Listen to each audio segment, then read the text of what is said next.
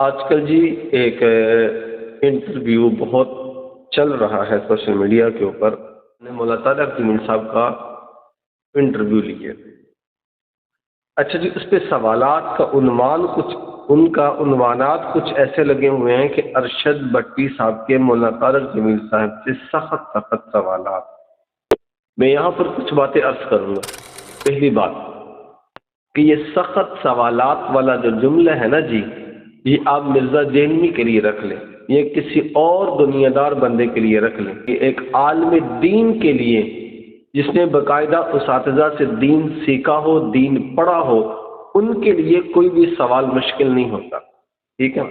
اور دوسری بات یہ ہے، جتنی آپ کی عمر ہے نا جی، میرے خیال سے میرا یہ گمان ہے کہ اس سے زیادہ ہی ہوگا، کم تو امید نہیں ہوگا، اس سے زیادہ سال ہو گئے مولا طارق جمیل صاحب کو بیانات کرتے ہوئے، ان کو دنیا میں تبلیغ کرتے ہوئے.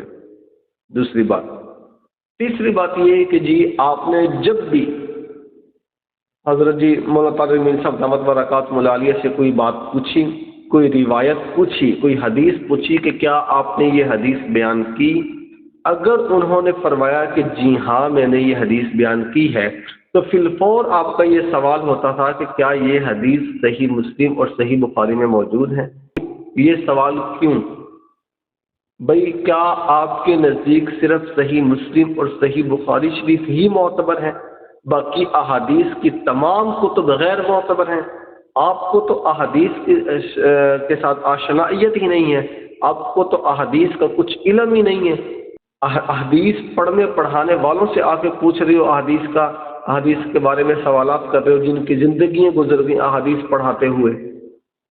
مجھے آپ یہ بتائیں کہ ترمذی شریف جیسی کتاب، سنن ابی داؤد شریف جیسی کتاب، ابن ماجہ جیسی کتاب کہ احادیث کی بڑی بڑی معتبر اور بہترین کتابیں، موطا امام مالک، موطا امام محمد، ایسی غضب کی ایسی زبردست احادیث ہیں، ان میں صحیح احادیث ہیں، اور آپ صحیح مسلم اور صحیح بخاری کی صرف بات کرتے ہو. صحیح بخاری کے اندر کتنی ساری احادیث ایسی ہیں جو ضعیف ہیں، اور صحیح بخاری شریف میں غالباً 26 یا 36 ایسی روایات ہیں جو نہ کسی صحابی کا قول ہے، نہ حضور صلی اللہ علیہ وسلم کا قول ہے، بلکہ تابعین کے اقوال کو لیا گیا ہے. 26 غالباً یہ 36 مقامات پر. پتہ نہیں آپ لوگ کہاں سے اٹھ کے آ جاتے ہو جی صحیح مسلم، صحیح بخاری، صحیح مسلم، صحیح بخاری، اس کے علاوہ اور کوئی بات ہی نہیں ہے. اچھا، آپ نے ایک سوال کیا تھا مولانا طارق جمیل صاحب سے. آپ نے کہا جی کہ آپ نے جو سر پہ بال لگوائے ہیں کیا یہ اللہ کی تخلیق کو تبدیل کرنے میں نہیں آتا؟ انہوں نے تو اس کا جواب دے دیا. اب میں آپ سے پوچھتا ہوں، ایک سوال مجھے یہ بتائیں کہ آپ نے یہ جو داڑھی کٹوائی ہوئی ہے، بالکل صاف کروائی ہے، یہ اللہ کی تخلیق کو تبدیل کرنے میں نہیں آتا؟ بتائیں مجھے ذرا آپ.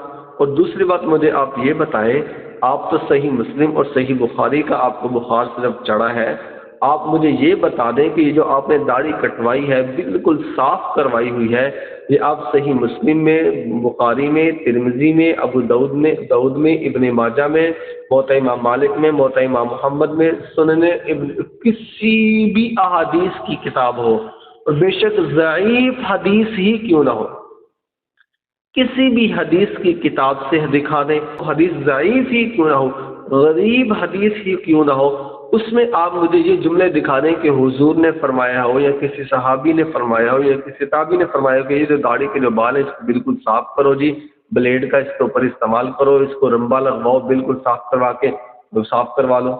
یہ اللہ کی تخلیق کو تبدیل کرنے میں نہیں آتی بات. کمال کرتے ہو بھائی. شکر ادا کرو کہ ایسی شخصیات آپ کو اپنے سامنے بیٹھنے کا موقع دیتی ہیں، اور آپ سوالات کرتے ہو بڑے عجیب عجیب سے، اور پھر لوگوں کو دکھانے کے لیے کہ بھائی میں نے تو مولانا طارق جمیل صاحب سے بھی ایسے سخت سوالات کیے. ٹھیک ہے. اور ایک اور آپ سے یہ بھی شکوہ ہے کہ آپ نے جب بھی فضائل اعمال کتاب کے بارے میں تذکرہ کیا، آپ نے فرمایا مولانا ذکریہ، مولانا ذکریہ، مولانا ذکریہ. یہ وہ ہستی ہیں، یہ وہ شخصیت ہیں جنہیں ہر بندہ شیخ الحدیث حضرت مولانا ذکریہ رحمۃ اللہ علیہ کے نام سے یاد کرتا ہے. شیخ الحدیث مولانا ذکریہ رحمہ اللہ تعالی، ذکریہ رحمہ اللہ. آپ ایسے ہی گئے گزرے ہیں، آپ کے اندر بالکل بھی آپ کو نہیں پتا کہ ایک دیندار آدمی سے ایک عالمی کا، ایک آدمی کا نام کیسے لیا جاتا ہے۔ اللہ نے ان کی کتاب کو ایسی قبولیت عطا کی ہے کہ پوری دنیا میں اس وقت ان کی لکھی ہوئی کتاب چل رہی ہے۔ لوگ شیخ الحدیث کہتے ہیں رحمہ اللہ تعالیٰ، کہتے ہیں آپ نے لفظ صاحب تک نہیں ساتھ لگایا، آپ نے دعا دن تو بڑی دور کی بات ہے۔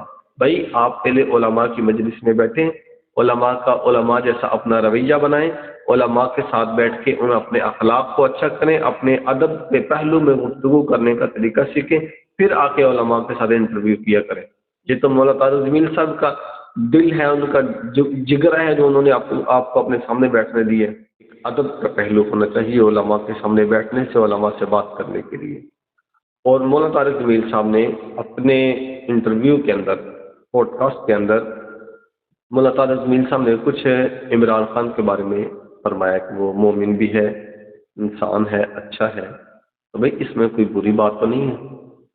دیکھیں مولانا طارق جمیل صاحب نے بہت سارے، اب لوگ یہ کہتے ہیں جی مولانا طارق جمیل صاحب نے عمران خان کے بارے میں بہت باتیں کی ہیں، ان کی حمایت میں بات کی ہے۔ بھائی مولانا طارق جمیل صاحب وہ شخصیت ہیں جو مریض سے نفرت نہیں کرتے، اس کے مرض سے نفرت کرتے ہیں، ٹھیک ہے، اور ہونا بھی یہی چاہیے کہ کسی مریض سے نفرت نہیں۔ آپ نے دیکھا ڈاکٹر اگر مریض سے نفرت کرنی شروع کر دے تو شاید وہ کسی کا بھی علاج نہ کر پائے۔